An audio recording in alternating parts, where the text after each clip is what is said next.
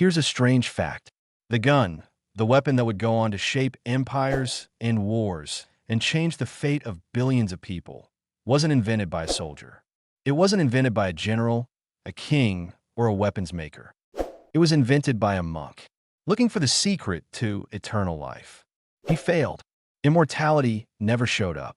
But by accident, he created something that could kill a man in an instant from a distance without any skill at all. And 1,000 years later, that one mistake is the reason every army on Earth carries a rifle. Before we get to guns, we need to understand something about humans. We have always wanted to kill from far away. A spear lets you kill something without touching it. A bow, an arrow, lets you kill something without even being close to it.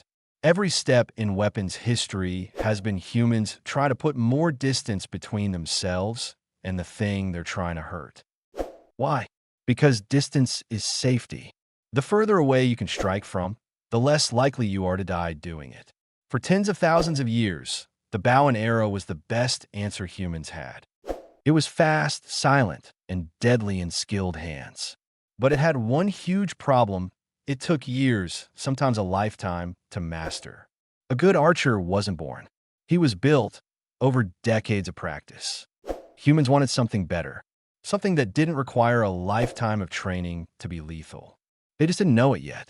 China, around the 9th century during the Tang Dynasty, Taoist alchemists spent their entire lives locked away in workshops, mixing strange minerals and powders, hunting for one thing: the elixir of life, a potion that could make an emperor immortal. One combination kept showing up again and again in their experiments: sulfur, charcoal, and a mineral called saltpeter. They ground these three ingredients into a fine powder. They heated it, hoping for a breakthrough. And instead of granting eternal life, the powder did something else entirely. It caught fire violently. Sometimes it didn't just burn, it exploded. Some of these alchemists burned off their eyebrows. Some burned down their entire workshops. They had just invented gunpowder, and they weren't even trying to. At first, nobody thought weapon. Early Chinese gunpowder wasn't kept secret in a military vault. It was written about openly, sometimes even suggested as an ingredient in medicine. But its real early use was entertainment. This new powder was loud. It was bright. It made an incredible bang. So for decades, gunpowder mostly showed up at festivals.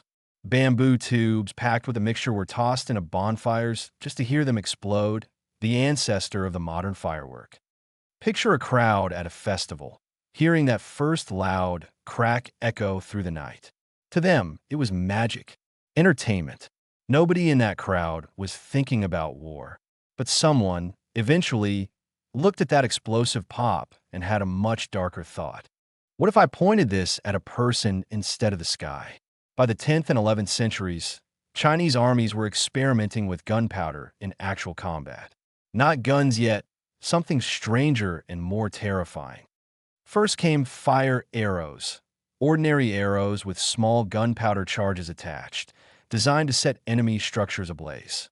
Then came early grenades, thrown by hand, packed with the explosive powder. Then came one of the strangest weapons in military history, the fire lance. This was a spear with a tube of gunpowder strapped to the end. When lit, it would spray flames, smoke, and sometimes shrapnel directly into an enemy's face. Imagine standing in a battle line and watching the enemy suddenly breathe fire like a dragon. It's no wonder these weapons spread through Chinese armies quickly. War is often decided by fear as much as by actual casualties, and nothing spreads fear like fire that seems to come from nowhere. Here's where the real leap happened, and it's a simple one, but it changed history. Someone realized that if you packed gunpowder into a tube that was closed at one end, the explosion had nowhere to escape except out the open end. And if you put something solid in front of that explosion, a rock, an arrow, or a metal ball, the blast would launch it forward with tremendous force. That single idea is the exact principle behind every gun ever made. The first versions of this idea were called hand cannons, simple bamboo or metal tubes. You'd pack gunpowder inside, drop in a projectile, point the open end at your enemy, and touch a flame to a small hole to ignite it. They were clumsy, slow to reload, unpredictable. Sometimes they exploded in the user's own hands. But when they worked, they could punch through armor that no sword or arrow could touch. This was the birth of the gun. Not sleek, not accurate, but undeniably new. Gunpowder weapons didn't stay locked inside China's borders for long. They spread the same way most transformative ideas in history spread, through trade, war, and conquest. The single biggest reason gunpowder reached the rest of the world has a name: the Mongol Empire. At its peak, this was the largest connected land empire in human history, stretching from the Pacific coast of China all the way to Eastern Europe. As Mongol armies conquered Chinese territory, they encountered gunpowder weapons directly on the battlefield. And Mongols were famous for one thing above all else: absorbing the best technology of everyone they conquered. They didn't just take Chinese land. They took Chinese gunpowder knowledge and carried it westward with them, like a virus jumping from one host to the next across an entire continent. By the 13th century, gunpowder and early firearms had reached the Middle East, where new civilizations began refining the technology even further. Soon after, through trade routes and conflict, it reached Europe. And in Europe, everything about this weapon was about to change. Gunpowder weapons arrived in the hands of societies that were already obsessed with metalworking, and European blacksmiths had spent centuries perfecting armor, swords, and siege equipment. Now, they had a brand new material to obsess over completely. They lengthened the tube. They reinforced it with stronger metal, so it wouldn't explode in the user's own hands the way earlier versions sometimes did.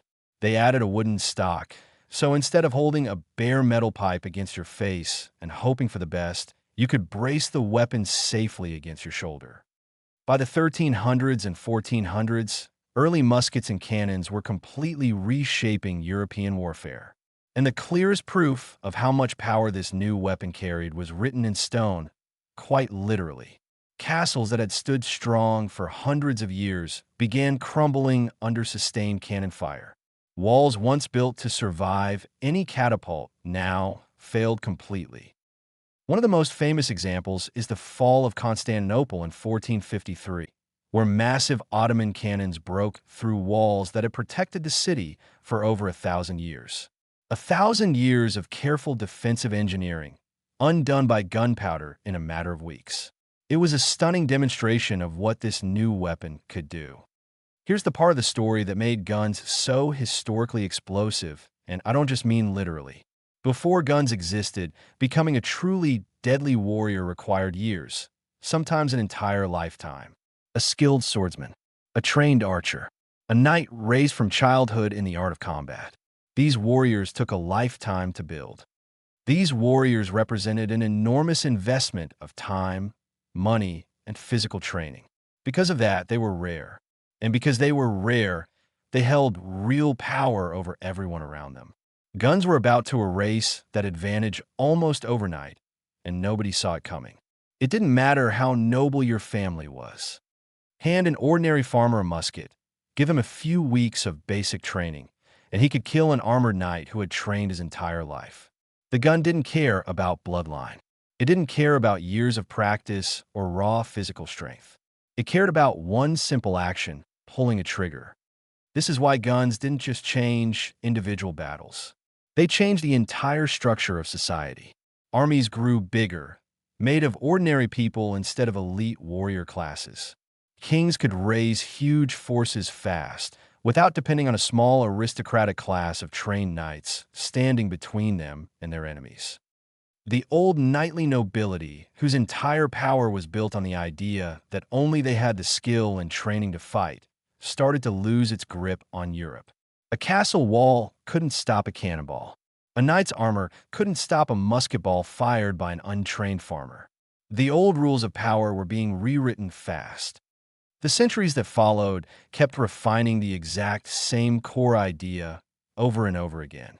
Matchlocks came first, using a slow-burning cord to ignite the gunpowder automatically, without needing an open flame held directly by hand every single time a soldier wanted to fire. It made reloading and firing noticeably faster on the battlefield. Then came flintlocks, which used a spark struck from flint against steel, making the weapon faster to fire and far more reliable in wet or windy weather. Soldiers no longer needed a burning cord constantly lit and ready, which meant firearms could finally be carried safely for longer periods of time. Next came rifled barrels with spiral grooves cut inside the tube that made a bullet spin as it flew through the air, the same way a quarterback puts a spiral on a football, making the shot far more accurate over long distances than anything that came before it. Then came revolvers, which could fire multiple shots in a row without needing to reload after every single one. After that came repeating rifles and eventually fully automatic weapons, capable of firing hundreds of rounds per minute without a single pause between shots. Each invention shaved away another limitation of the weapons that came before it. Guns became lighter, faster to reload, more accurate, and easier to mass produce. What started as a clumsy exploding tube had become a precise, reliable machine capable of firing far beyond what any bow or blade ever could. By the 1800s, factories changed everything again. Instead of a single blacksmith crafting one gun at a time, machines began stamping out identical parts by the thousands. Guns that once took a skilled craftsman weeks to build could now be assembled on a production line in a matter of hours. This is where Samuel Colt enters the story. His revolver design used a rotating cylinder holding several bullets, letting a soldier fire 6 shots before ever needing to reload. It was one of the first firearms built specifically with mass production and interchangeable parts in mind, changing how guns were made forever. Soon after came the Gatling gun, a hand-cranked weapon with multiple rotating barrels that could fire hundreds of rounds per minute. It looked strange and mechanical, almost like a machine from a factory rather than a weapon from a battlefield. But it was a direct preview of what was coming next. By the early 1900s, fully automatic machine guns had arrived, capable of firing continuously with just one pull of the trigger. A single soldier behind one of these weapons could now do what once required an entire line of archers or musket-bearing infantry standing shoulder to shoulder. Then came the First World War, and the machine gun changed the battlefield completely. Soldiers who once charged forward in open fields now had to dig trenches just to survive. A single machine gun position could hold off hundreds of advancing men, something that would have been unthinkable just decades earlier. The same accident that once burned off an alchemist's eyebrows had, over 1,000 years, become a weapon capable of ending a human life from hundreds of meters away in less than a second. Every version along the way built on the one invention that came directly before it.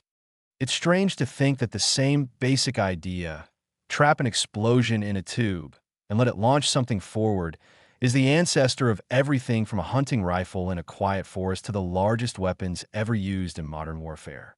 One simple principle, endlessly repeated. So the next time you see a gun in a movie or hear about one on the news, take a second to remember where this weapon actually came from. It didn't start on a battlefield, and it wasn't designed by a general planning a war or an engineer working in secret.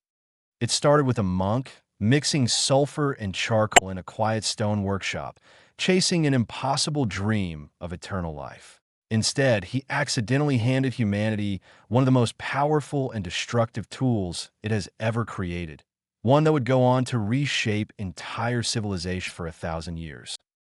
Sometimes history's biggest turning points don't start with a plan, a battle strategy, or a king's ambition. Sometimes they start with a simple accident in a quiet room, made by someone who was only ever trying to live forever and never once imagined a weapon at all. By the time the Second World War began, firearms manufacturing had become an industrial-scale operation. Entire factories across multiple countries worked around the clock, producing millions of rifles, pistols, and machine guns every single year. The gun had gone from a rare, dangerous curiosity to a mass-produced tool of everyday warfare. Semi-automatic rifles became standard issue for the first time, letting a soldier fire one shot per trigger pull without manually reloading between each one. The American M1 Garand was one of the most famous examples, giving ordinary infantry a serious advantage in speed, over enemies, still using older bolt-action designs. Submachine guns also emerged during this era. Compact weapons designed to fire rapid bursts at close range, perfect for the chaos of urban combat and tight trench fighting. They were smaller, lighter, and easier to carry than earlier machine guns, making rapid fire available to ordinary foot soldiers for the first time. Near the end of the war, German engineers introduced a new kind of weapon entirely, one that combined the rapid fire of a submachine gun with the range and power of a full rifle. It was called the Sturmgewehr, and it became the blueprint for almost every modern rifle that exists today. This new category of weapon earned its own name, the assault rifle.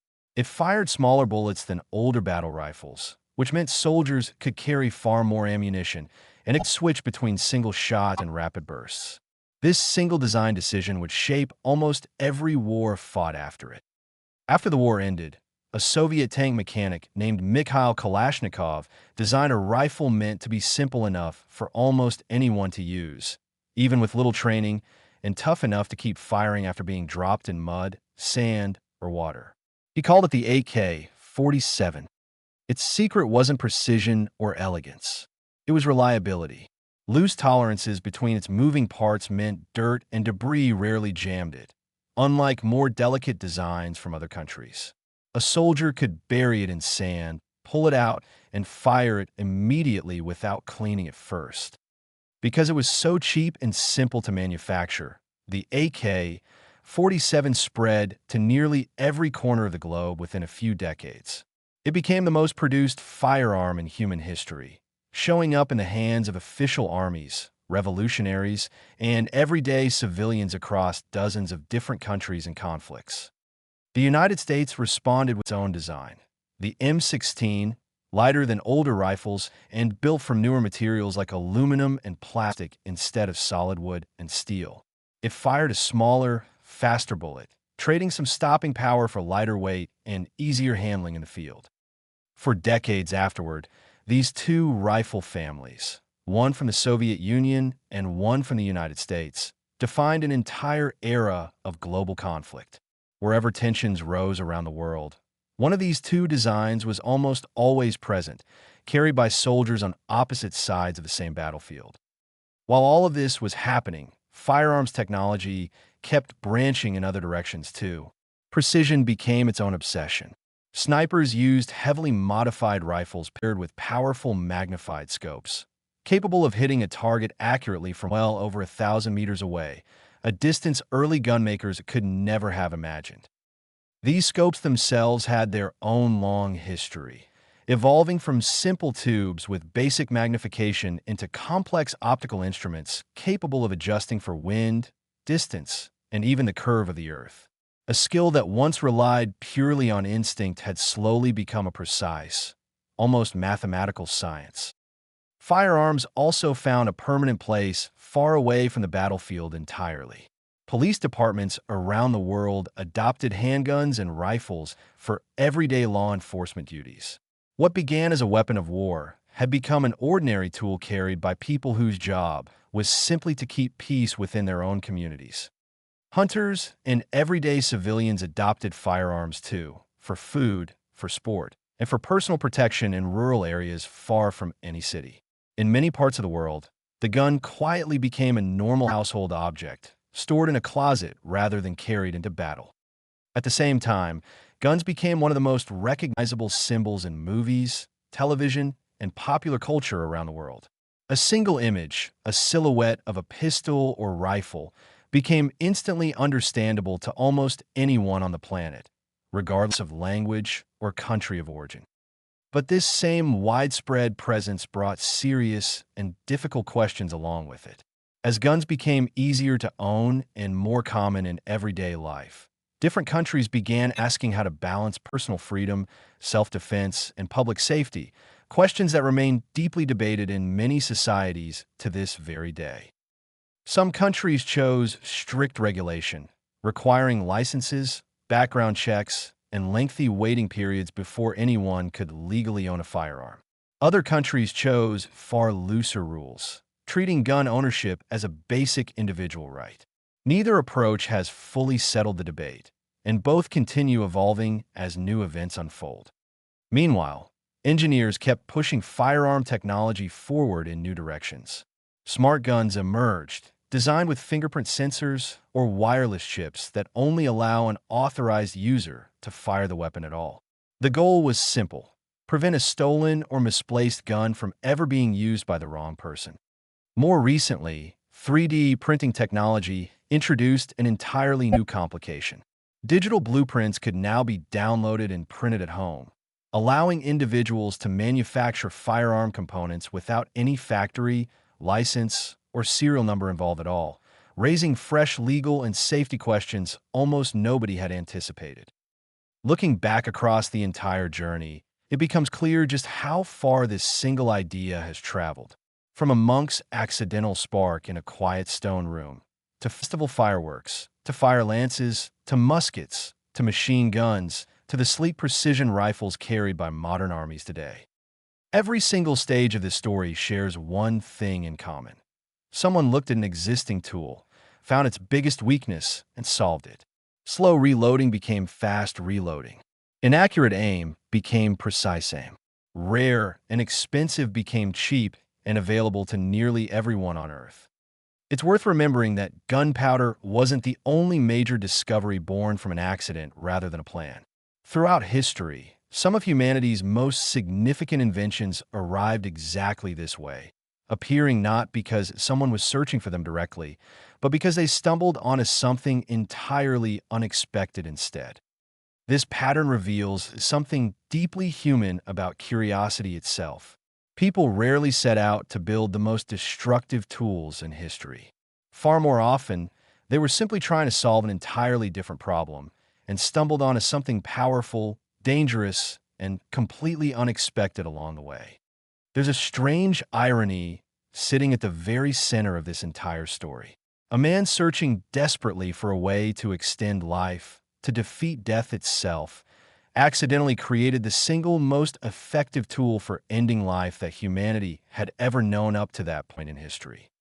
That irony didn't stay contained to one man or one moment in history either. It repeated itself again and again across the centuries that followed. Every single time a new invention meant to help or protect people was later adapted into something capable of causing tremendous harm instead. This is really a story about power, and about how quickly power can shift when technology changes. For most of human history, physical strength and years of training determined who held control. Guns quietly rewrote that rule forever, handing serious power to anyone willing to learn a few simple steps. It's a pattern worth remembering even today, as new technologies continue emerging around us. Every powerful tool humanity creates carries this same basic tension inside it. The same invention capable of protecting someone is often just as capable of causing serious harm in the wrong hands. So, when you think about the invention of the gun, don't just picture a battlefield, a general, or a war strategy carefully planned in advance. Picture instead a small, quiet room somewhere in ancient China, a monk hunched over a bowl, hoping desperately to discover something else entirely. He was chasing eternal life. He never once set out to build a weapon, and he certainly never imagined that his small accidental discovery would eventually be carried across entire continents, reshaping armies, toppling castles, and rewriting the balance of power for the next 1,000 years of human history. That's really the heart of this entire story. Some of humanity's most powerful and consequential inventions were never planned at all. They arrived quietly, almost by mistake, in the hands of someone who was simply curious and who never imagined where their small discovery would eventually lead. From a single bowl of sulfur, charcoal, and saltpeter, an entire branch of human history grew outward, branch by branch, invention by invention, until it eventually reached every corner of the globe.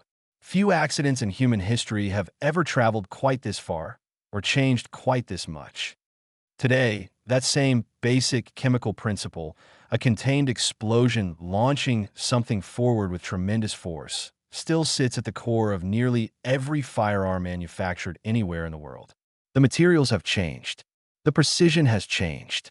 But the fundamental idea has remained exactly the same for over 1,000 years. It's a strange thought to sit with. Every rifle carried by a soldier today, every pistol resting quietly in a police officer's holster, every hunting rifle stored safely in a rural closet, all trace their design back to one accidental spark inside a small stone workshop centuries ago. History rarely moved forward in the neat, deliberate way we often imagine it does. It moves through accidents, curiosity, and unexpected discoveries made by ordinary people who were never trying to change the world at all. They were simply trying to solve the small problem sitting right in front of them. The gun is simply one especially clear example of that pattern, but it's far from the only one. Understanding where powerful tools truly come from helps us understand something important about ourselves too, about how easily curiosity, ambition, and simple accidents can quietly reshape the entire course of history. So the next time you see a firearm anywhere at all, whether in a museum display case, a movie scene, or simply in the news, take a brief moment to remember its true origin. Not a battlefield, not a general's careful war plan. A monk, quietly chasing an impossible dream. He never found the eternal life he was searching for so desperately. But in a strange and unexpected way, his discovery achieved something oddly similar to what he originally wanted. It has outlived him by well over 1,000 years, and it shows absolutely no sign of disappearing anytime soon. In the end, this is a story about how a single mistake, made by one obscure and unnamed person searching for something else entirely, can ripple outward across centuries, shaping wars, toppling empires, and quietly rewriting the entire structure of human power along the way. It's a reminder that history is often shaped less by grand, deliberate plans and more by small, unexpected moments, quiet accidents in quiet rooms, made by ordinary people who never once imagined the enormous consequences their simple curiosity would eventually set into motion across the world. So the next time history surprises you, remember this story. Remember the monk who wanted forever and instead gave the world something far more powerful and far more permanent than he could have ever imagined possible on that quiet night in a small stone workshop long ago.